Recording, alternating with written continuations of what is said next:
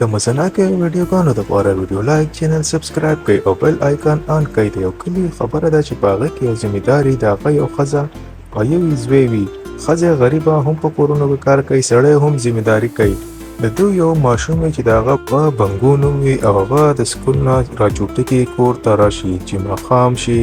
په دې کې پلار عاجز هم را روان وي کور ته چې کور ته راشي چې د ښځې په تندي ته وګوري، په هغې 12 بجه وي. دی بې پوه شي چې څه ناڅه ګډوډي ده. دی ورته ښځه ورته ووایي چې ای جي ما ستا انتظار کوم. خیر خو دی چې چل خو نه دی که نه، تا د تندي باندې 12 بجه دي. خیر خو دی بنګوی د سکول نه راوباسو او پرنسپل یې وویل چې پیسې به راکړې، که پیسې دې رانه کړه نن نه بعد د بنګو سکول ته مه رالېږئ. ای جي د دې دپاره څه وکړه که نه زموږ ماشوم به د سکول نه راوځي. د ولې د سکول د پرنسپل د پلار دی چې دی به راوباسي، او دا خو اسیم سرکاري سکول دی. د پرنسپل دومره همت یا سړیه ما ته پته ده چې سرکاري سکول دی، خو هغه فیس غواړي. د تا د څو میاشتو نه فیس نه دی ورکړی. دی په سوچ کې پرېوځي، خپل ښځې ته وایي چې خبره خو ته هم ټیک کوې، تقریبا شپږمه میاشت چې موږ د بنګو فیس نه دی ورکړی. لازمي خبره ده دې کې غلطي د پرنسپل هم نشته، او څه ناڅه لاره خو خپل غواړي چې هسې نه زموږ زوی انپړه زموږ په شانتې جاهله لوی نه شي. ما یوه خبره په سمجھ کې نه راځي چې ستاسو 5 ایکړه ځمکه چې ده هغسې فالتو پرته ده، ته په هغه باندې کې تباړې ولې نه کوې چې څه ناڅه پیدا خو درته راوځي. او که زه په کورونو کې کار نه کوم نو زموږ د کور خرچه چلول خو ډېره ګرانه ده، ولې چې ته خو همسې دومره خاص مزدوري نه کوې. ښځې ستا خبره صحیح ده، خو تا ته پته ده چې زما پلار د خان نه 2 لکه روپۍ اخیستې دي. هغه خان د ځان سره په ګاڼه ایښودې ده چې څوک پورې 2 لکه روپۍ موږ نه یې ورکړې.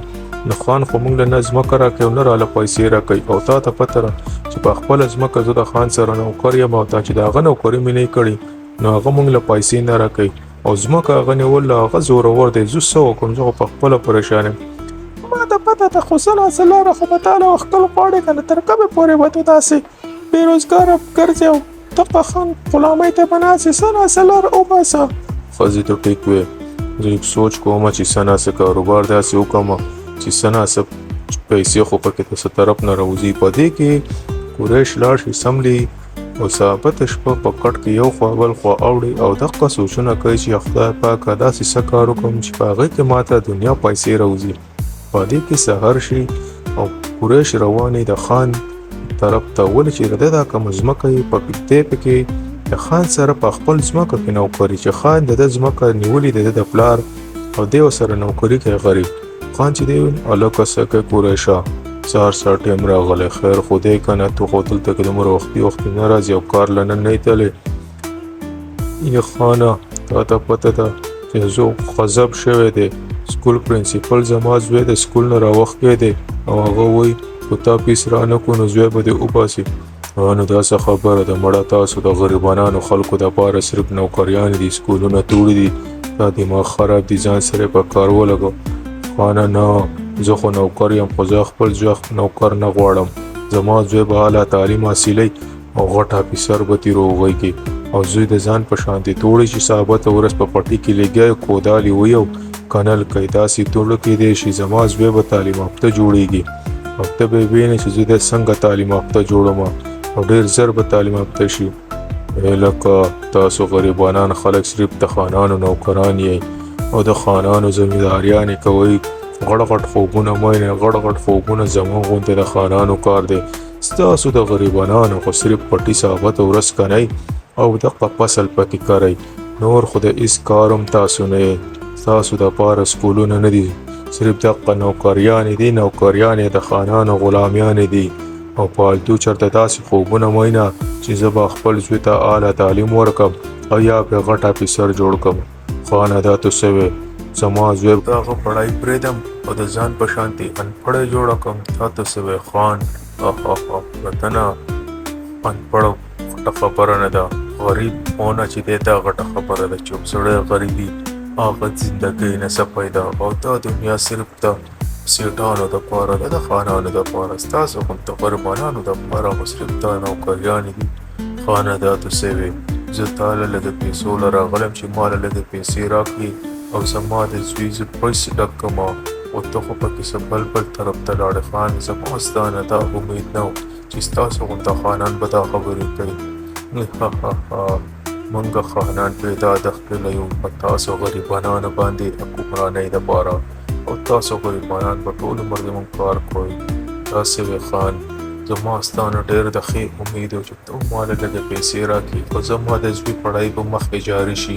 ما خو تا نه څه بنګله نه وه غوښتې نه مې د نه څه بل څه غوښتې. ډېرې خبرې مه کوه. ستا پلار ته ته پته ده چې زما نه 2 لاکھ روپۍ اخیستې وې او هغه پیسې چې بیاج ورسره ملاو کړئ 10 لاکه. خانه د 25 کالو نه زه ستا دپاره کار کومه او زما تا سره 100% په ایماندارۍ کار کړی، چېرته مې بېایماني نه ده کړې. او ته اوس داسې خبرې کوې چې د نه کولو خبرې. ته لږ په غریب باندې رحم وکړه، الله به په تا رحم وکړي. منګه رحم نه زموږ د پیسو سره مقصد دی او سیده سیده خبره دا ده چې ستا پلار زما نه چې کومې پیسې وړلي هغه ته چې ډبلې تریپلې کې نو څه 10 لاکه ته جوړېږي د 2 لاکو نه. ولې چې 20 کاله وشو او ته چې کوم کار کوې او ما ته پته ده چې کوم کار کوم ته د هغې ماله صرف 1% پیسې راکوې، نورې فالتو پیسې نه راکوې. چې د اوسه پورې په 20 کالو کې دا ادار ختم نه شو نو دا خو زما زوی به هم بوډا شي هغه به هم ختم نه کړي او اخره کې به ته هغه ته وایې چې اوس 20 لاکه دي یا 30 لاکه دي. یعنې زموږ د غریبانو زندګي تاسو ته د کوړې مکوړو زندګي ښکاري. خان خو ته به وګورې زه به ډېر زر بدلېږم. تاسو ته ګوره او بدلېدو ته ګوره. ټول عمر به دغه غریب یې او دغه د خلکو کودالې به وهئ او پټي به صفا کوئ او زموږ غونته خانانو نوکري به کوئ. ستاسو غریبانانو خو د کوړو مکوړو زندګي ده. پوره 10 لاکه روپۍ راوړه خپل د پلار پټی ویسه. نو بله خبره چې نن نه بعد نه به ته دلته کار هم نه کوې. ولې چې تا د خان سره ټغره ووهله او د خان سره چې څوک ټغرې وهي نو خان ولې بیا تندی ورانوي. خانه داسې خو مه کوه، زه خو صرف په تا نه لږې پیسې غوښتو راغلی یم. څه دومره نه بس چپ. تا نن نه بعد نه دلته کې هېڅ ځای هم نشتي او زموږ خانانو سره چې څوک پنګه واخلي نو د هغه بیا څه انجامي تا ته به ډېر زر پته ولګي چې په دې کلي کې تا له څوک کار درکوي او که نه ورې چې تا د خان سره بدله واخیسته او له دې ځای نه ګیر لګوه زما د کوره وځه سیده. په دې کې قریش ډېر خفه خفه لاړ شي کور ته روان وي. نو دی یو ملګری وي چې هغه راغلی وي. نو دی چې ملګری وګوري لکه خان پیسې درکړې ما ته ښکاري چې هغه به ستا بېعزتي کړې او همدغسې چې څنګه یې زما بېعزتي کړې وه. خو زه خو د دې خان نه پیله نه خبر یم. اوس ته پرې یقین نه کوې چې ما ته وایي چې هلکه چې د دې خان کور لوټ کړو د ده د چابیانو ته هر څه ما ته پته ده. خو یو ته چې زما سات نه راکړې چې نه زه غلا نه کوم یار، غلا بد شی دی. زما په الله یقین دی چې الله به زما مدد وکړي. د غلا نه د اوسه پورې زه الله ساتلی یم او مخکې به مې تیم ساتي او الله به څه نه څه لاره راکړي. تو غلا کې کوه، زه دې په دې کې شامل نه یم او ته ما پیل هم منې کړی چې ما ته د غلا دعوت چېرته مه راکوه. د نیکې لارې دعوت راکوه، ستا ملګری یم، زه کې به دې سات در کوم. ته دقه خبرو د وجه خو ته نن دقه بېروزګاره ناستې چې 1 روپۍ د سره نشته او بل زوی به د لم د سکوله راوباسي ستا د دغې ښه والي د وجې چې ته ځان ته ډېر ښه ښاغې. خو نن سبا د ښه سړي سویلیو نشتې په دې کلي کې یاره کو هر څه دي. خو زما په یقین په الله دی چې هغه به زما مدد کوي او که ته غلا کوې نو کوه. هلکه زما خبره ومنه بیا به خفه یې. زه وایم چې دا خان لوټ کړو نو ډېره به ښه وي. ګوره وروسته به سر تندی ټکی خو هېڅ به د سر هم نه وي او صرف تش لاسونه به په مخ پورې راکاږي او سپېره سپېره به ګرځي. وګوره د غریبانانو په دې ځای کې څه نشتي. د غریبانانو یو الله ملګری دی او زما الله سات راکوي او ته به ډېر زر وینې چې الله پاک زما وخت څنګه بدلی. او که ته غلا کې او که هر څه کې کوه خو زه پکې نه یم او نه پکې دوباره. ګوره دې باره کې ما ته ووایې ټیک ده نو ته نه کوې جمعه کوه. دې د ملګری تندی وران کړي چې د ده دې ښه والي ته ستا دې ښه والي ته دلته څوک هم نه ګوره غرق شویه او ته به دغه غرق کې دې ته خفه شي او لاړ شي چې تا د خان کور ولې لوټ نه کړو. دغه ښه دی ورته ووایي کاریانه چې زما د خاوند څه لیونی شوی دی که ولې. یا سړیه دا خو خان داسې مغل دی او که د غلو په کور کې غلا وکړي نو بده خو نه ده، ښه خبره ده. او هغه صرف زموږ پیسې نه راکوي، ستا د پلار ځمکه ورسره ده چې د 20 کالو نه خوري. ښځې هېڅ خبره نه ده، د هغې مدد به زمونږ الله پاک راکړي چې د هغې څه بدلم ده، خو موږ په خپل ایماندارۍ زه چېرته هم نشم پرېښودی د غلا دپاره. یا سړیه ما ته هم پته ده چې الله شته، خو په دې ټایم کې خو تاله الله څه نه درکوي. ته پخپله خپل لاس پرېښوځه وه، تاله الله ما عقل راکړلی که نه. ښځې دا خبره دې ټیک ده، خو الله هر سره اینې د ایماندارۍ او د پښیمانۍ سیله الله ورکوي او ته به ډېر زر وینې. دې خپلې ښځې ته دا خبره وکړي او راشي په دې کلي کې ګرځي چې څوک به کار راکړي. یو سړي ته او بل سړي ته مینتونه کوي، خو څوک ورله هم کار نه ورکوي د هغه خان د وجې، او د ده په کور کې چې لوښي څه وي هغه هم ټول تش شي، هېڅ پکې هم نه وي. دی ډېر سخت پریشانه وي، د خپل ماشومانو سره په کور کې ناست وي. په دې کې دا ښځه ورته ګوري، دا ورته هم ډېره پریشانه شي او دې سړي ته 3 روپۍ ورسره وي چې هغه ورله ورکړي. یا سړیه دا 3 روپۍ واله او ستا د وجې زه خپل خان هم د کاره راوباسلمه، ولې چې تا د خان سره بنګه اغوستې وه. نو ښځې په 3 روپۍ به څه وشي؟ چې هر څه به کېږي، خو څه ناڅه ترې راوړه او خالي کور ته رانه شي. زه نوره داسې زندګي نشم تېرولی، ستا غونده کنګال سره په دې 3 روپو څه ناڅه راوړه او اوسه ګوره خالي رانه شي. بیا ډېر خفه د کور راوځي او د ونې خوا ته کښېني او ژاړي په خپلې غریبۍ په بېبسۍ چې یا خدای پاک داسې چل دی چې زموږ د غریبانو دپاره په دې دنیا کې هېڅ هم نشته. په دې کې بس یو بوډا راشي، یا بچیه څه چل دی، ته ولې خیر خدای که نه. دی ورته وایي زه بابا ته به زما څه مدد وکړې، زه ځان له خفه یمه، ته ورشې په خپله لاره، ته زما د خفګان څه دغه کولی شي. بچیا په زړه کې خبرې مه ږده، ما سره شیر کا، ما ته ووایه کیدای شي زه ستا څه نه څه مدد وکړمه. چېرته وایي چې په زړه کې دې پرتې نه، په زړه به دې بوج وي، خو له دې نه ښه دا ده چې ما ته ووایه. دی ورته خپله ټوله قصه راواخلي چې بابا موږ داسې غریبانان یو او په موږ داسې سخته تېرېږي. دا بابا سوچي کې بچیانو ته چور بازار ته ورشه او د هغې نه څه واخله، نو هغه ځان له په دې کلي کې خرڅوه، نو ته به دنیا پیسې وګټې. چې څوک هم د هغه چور بازار ته تللي، هغه کې چې څومره قیمتي او ګران شی وي نو صرف په 1 روپۍ میلاویږي به تا ته. خو ته یو ځل ټرای وکړه، هغه د پورو ځنګلانو سره په خوا کې چور بازار دی. دا څنګه په ځنګل کې دی؟ په ځنګل کې بازارونه وي او دا خو ډېر خطرناک وي. بابا ځنګل کې چور بازار دی.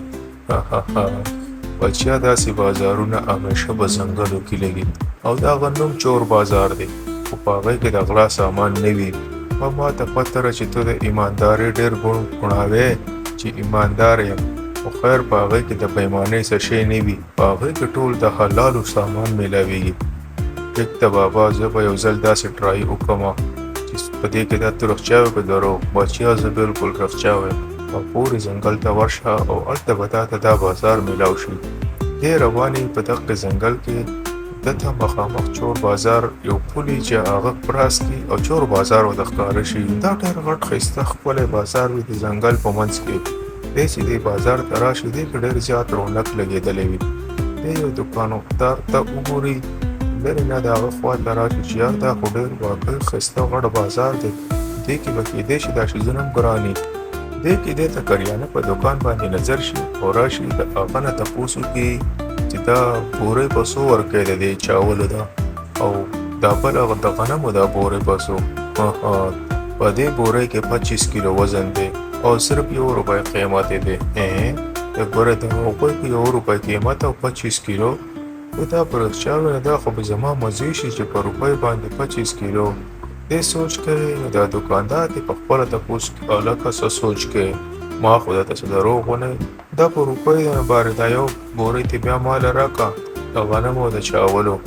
ټیک ته دومره سوچ پکې څه لګوي، صرف په 1 روپۍ یو بورۍ، یعنې 2 بورۍ چې 2 روپۍ.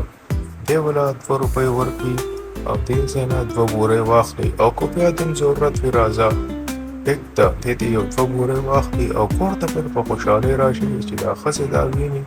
یا سړیه تا را چا نه ودار پیسې راواخېستې، په ودارو دې دا راشن راوړو، په ولې چې دا خو ډېر ښه راشن دی.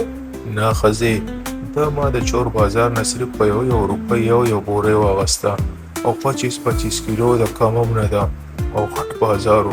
یا سړیه داسې مذاق کې په روپۍ باندې 25 کیلو داسې څه کېدای شي چې دا ته چې کومې خبرې نه ښځې دا رښتیا دي دا ما د چور بازار نه راوړل او زه خو یم یا سړیه ته پکې ځان له څه واخله او دلته کې به په کلي کې خرڅوه دنیا پیسې به وګټئ اصل کې ته چې دومره ارزان پکې هر سره میلاوېږي نو دا خو به ستا دپاره ډېره غټه سونه وي او ډېرې پیسې به وګټئ دی سوچ وکړي چې واقعي یار زما دا ښځه خوښوي 7 روپۍ را سره د راشه د چور بازار ته بیا لاړ شه دی چور بازار ته راشي او یو ښایسته غونته کمپیوټر خوښ کړي او هغه کمپیوټر روپۍ ورکړي او دا کمپیوټر واخلي او په کلي کې په 100,000 روپۍ خرڅ کړي نو ده ته خو ډېره پیسه په دی کې بچت شي چې راشه دې دا کاروبار مخکې پیلاو کړي کله سکوټر کړی اوسې په لږو ورځو کې دې ځان له ګاډۍ واخلي او په ګاډۍ کې ګرځي او بل طرف ته د هغه بچی چې کوم وي هغه ښه په پرایویټ سکول کې کښېني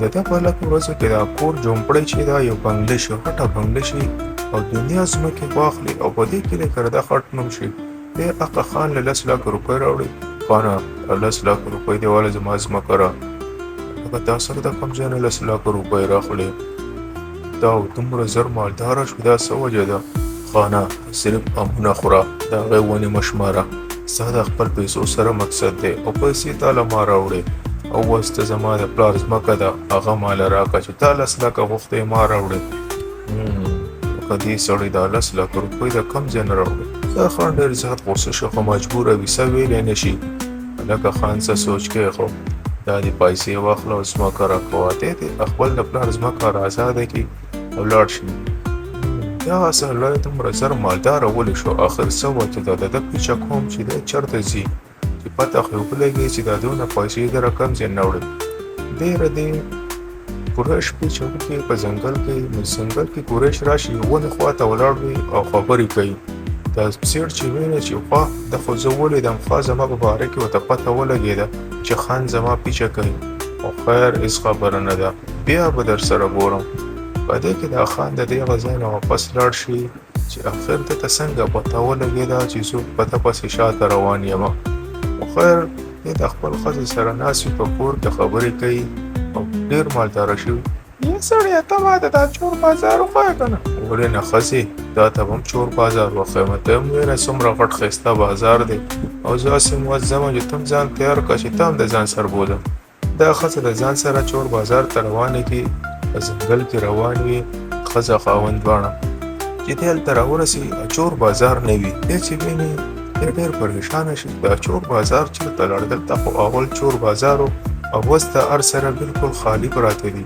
یا سړیه کوم دی چور بازار ښځې د اوسه پورې خو دلته و خو پته نه لګه چې یو دم چېرته غیب شو زه خو روزانه دلته راځم او هر سره ترې اخلم او واپس ځم او اوس پته نه لګي چې څه شو په دې کې د ده په هغه بابا نظر شي کوم بابا چې د چور بازار ښوولی وي هغه بابا ته ووایي چې بابا دلته کې چور بازار و هغه څه شو هغه خو اوس نشته پرون خو نن نشته پته نه لګي دا بابا وګوري او هغه د دې ځای نه لاړ بل ځای ته چې کوم ځای کې اوس د هغې ضرورت وي هغه به اوس هلته کې هغه چور بازار وي او دې ځای ضرورت پوره شو او بل ته خو اوس مالداره شوې نو ته په چور بازار څه کوې ته هم خپله زندګي ښایسته تېروه ولې چې ستا زندګي خو اوس ډېره ښایسته شوه او د چور بازار اوس هغه خلکو ته ضرورت دی چې کوم د زیات سخته پریشاني وي او ستا خو پریشاني هسې هم ختمه شوه په دې کې د دې لاړ شي دې پریشانه شي چې دا چور بازار به آخر کم ځای وي خو دا ښځه ته یا سړیه ته پوه نه شوې